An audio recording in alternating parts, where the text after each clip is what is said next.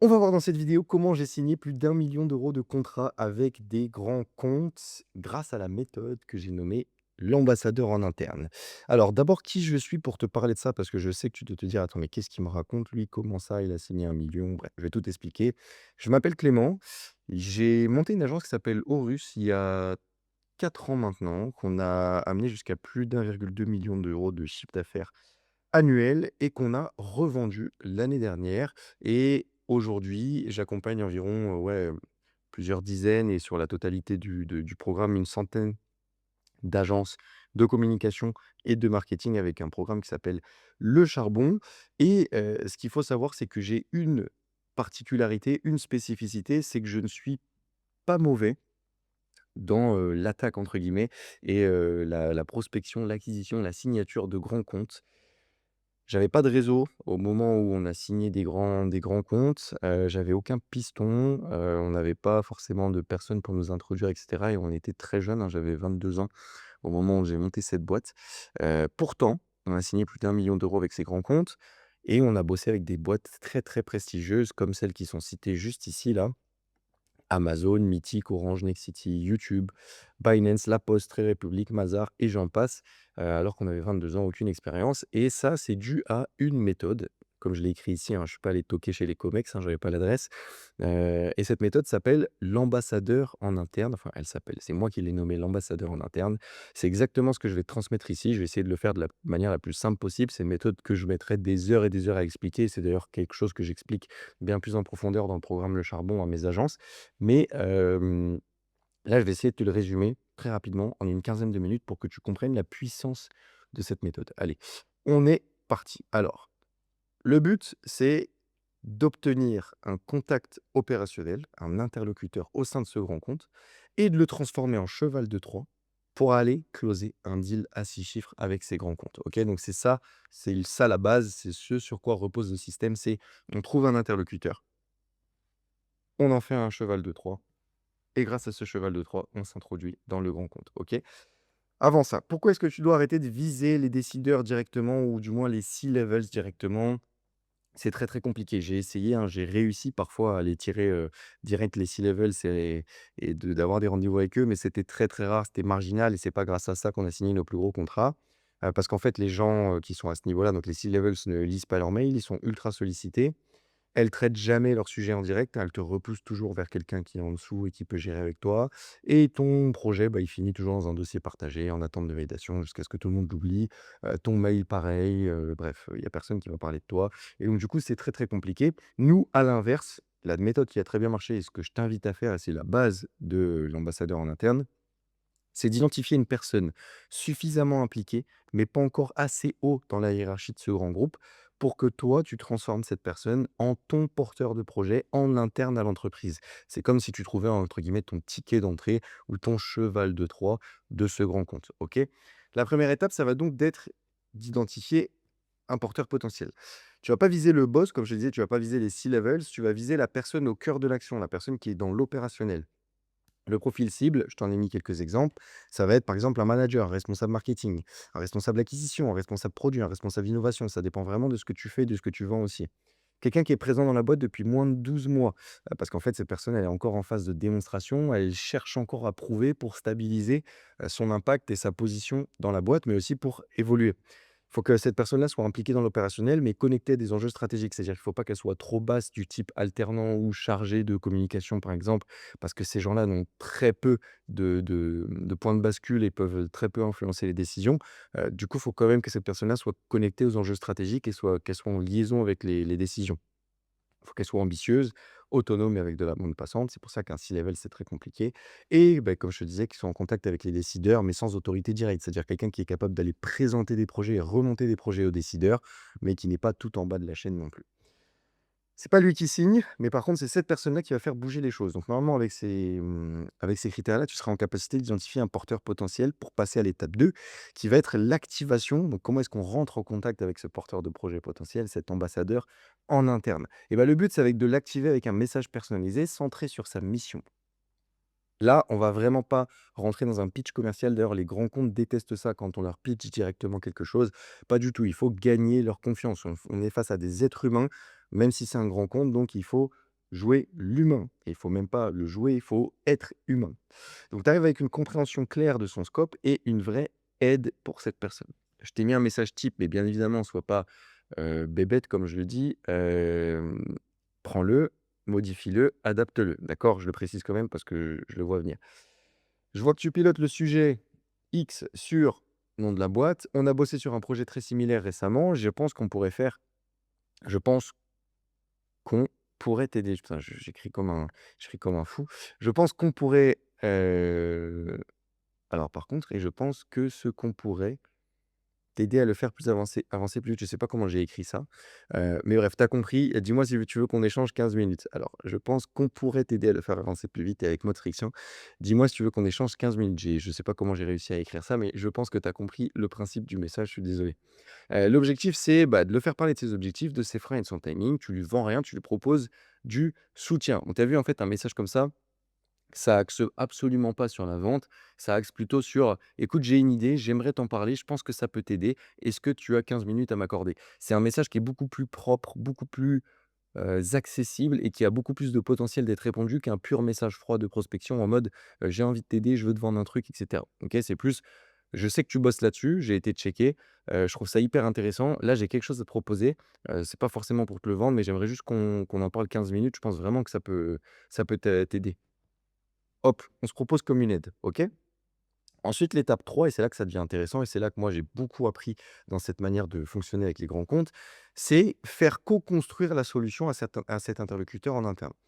Maintenant qu'il est ouvert, maintenant que tu as pris contact avec et cetera et des fois ça va pas marcher, hein, mais ceux avec qui tu arrives à rentrer en contact, il y en aura, bah, q le but c'est de lui montrer que tu veux le faire participer au projet et il doit pas te percevoir comme un prestataire, mais il doit te percevoir comme un binôme avec lequel tu vas pouvoir monter le projet en interne et le faire valider, OK? Ce projet qui lui aussi lui bénéficiera. Tu le mets dans la boucle. Comment tu penses que la direction aimerait que ça soit présenté? On peut reformuler ça pour coller à vos enjeux internes. Tu veux que je te prépare une version à présenter? En fait, le but, c'est d'impliquer un maximum l'interlocuteur par rapport à ce que tu veux lui présenter. Donc, tu lui présentes ta solution, tu lui dis que ça lui bénéficiera et tu lui dis que tu veux que ce soit lui qui porte le projet et que vous le portiez en binôme. Comme je te dis, il doit te voir comme un binôme et pas un prestat.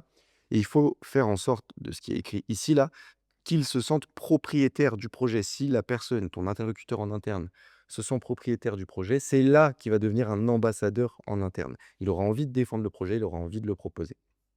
L'étape 4 qui arrive après, c'est le soutenir pour qu'il porte le projet en interne et tu vas voir ce que je veux dire par soutenir. Donc là, c'est l'étape décisive. Tu lui as pitché le projet, tu l'as acquis comme binôme, tu lui as donné envie d'aller proposer ce projet. Maintenant, il faut soutenir avec des fondations solides le fait que cette personne-là va aller, être ton ambassadeur en interne et va aller propulser ton projet en interne.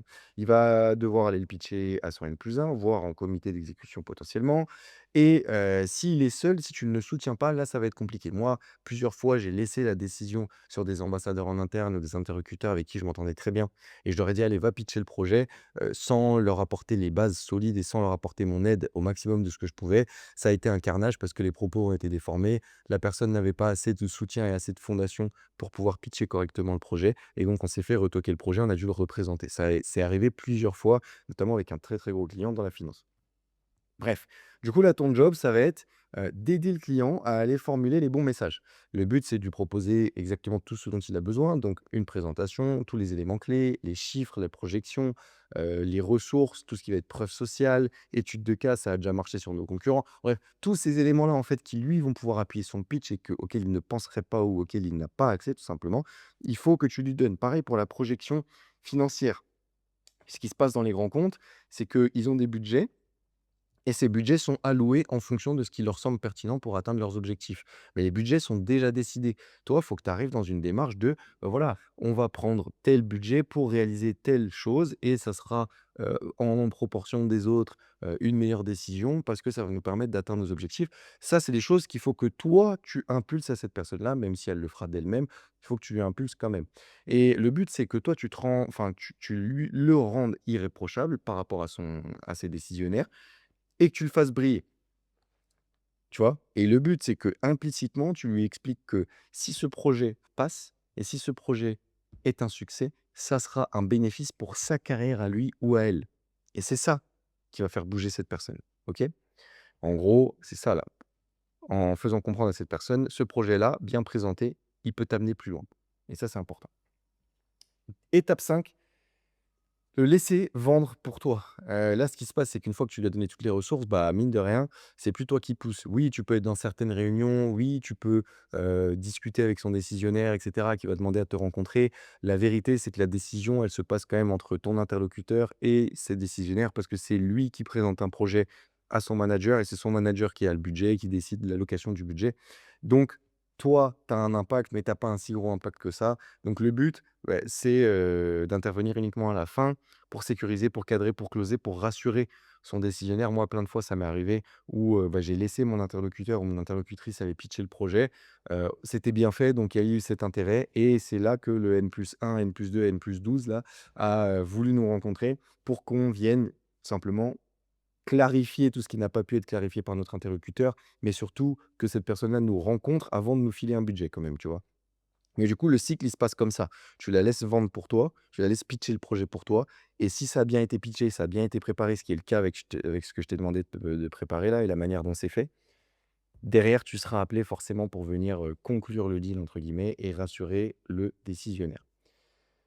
Il y a un biais psychologique que tu actives quand tu fais tout ça et c'est pour ça que ça marche super bien, c'est l'auto-valorisation.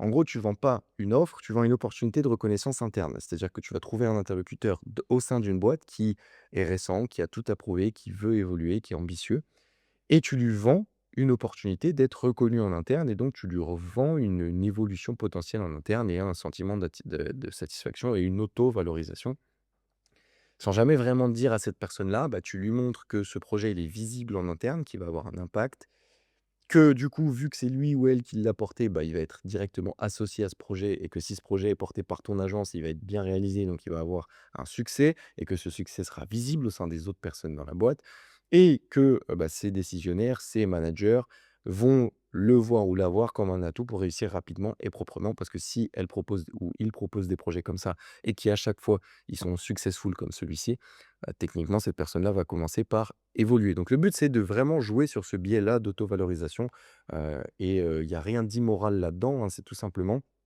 un biais psychologique qu'il faut savoir utiliser et moi, les interlocuteurs, interlocutrices que j'ai eus dans des grands comptes et à chaque fois j'en ai eu, des ambassadeurs en interne là, c'est des gens que j'apprécie énormément. Je me suis jamais, entre guillemets «foutu d'eux», je les ai jamais manipulés. On a vraiment co-construit des projets ensemble et on était trop contents de le faire.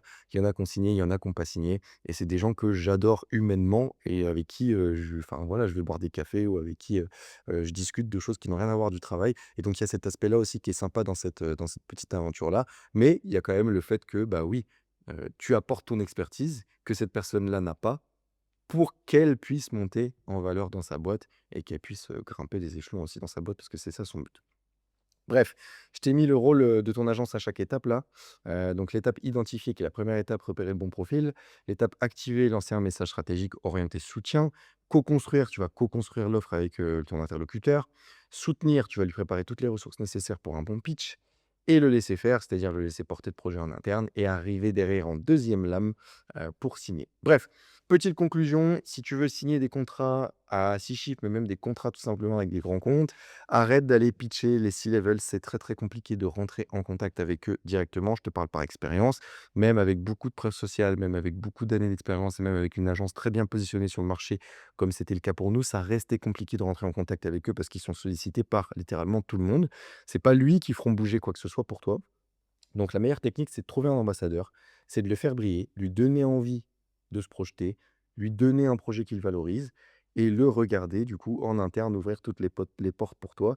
Personnellement, nous, on a signé plus d'1 million d'euros de contrats avec, des grands comptes et ça a toujours été grâce à la méthode de l'ambassadeur en interne, avec des boîtes comme je te l'ai dit, hein, Amazon, Mythic, Orange, Nexity, Binance, YouTube, La Poste, Trade Republic, plein d'autres. Donc tu peux répliquer cette méthode-là. Elle est compliquée, elle est surtout chronophage, en fait et elle nécessite que tu lies des relations humaines sincères avec les gens et ça, on a tendance à l'oublier. On est tout le temps là dans la prospection automatique derrière notre ordinateur et cetera. Ça nécessite que, bah, tu sortes de ta zone de confort, que tu ailles parler avec des gens et que tu t'intéresses vraiment à eux. Mais bon, c'est comme ça pour moi la clé de la réussite, pour travailler avec des grands comptes. C'est comme ça que moi j'ai toujours réussi à bosser avec des grands comptes et c'est comme ça que je te conseille de faire. Bref, on arrive à la fin de cette vidéo. Tu auras la ressource texte tout de suite dans la description. Il y a aucun problème avec ça comme d'habitude. Si tu es intéressé par le charbon et qu'on t'explique, bah, là, bien plus en profondeur, comment est-ce que nous on attaque les grands comptes et parce qu'il y a plein d'autres techniques, hein, il y a plein d'autres choses qu'on sait, c'est notre spécialité aussi. Bah, écoute, tu auras un lien aussi dans la description pour voir ce qu'on peut faire, avec le charbon et puis si jamais on se fait un appel et ben, on t'expliquera comment on se débrouille et puis, on verra si on peut bosser ensemble. Quoi qu'il arrive, sur cette chaîne, nous, on continuera à envoyer beaucoup de valeur. On se dit à très vite, charbonne bien et on se voit à la prochaine vidéo. Let's go.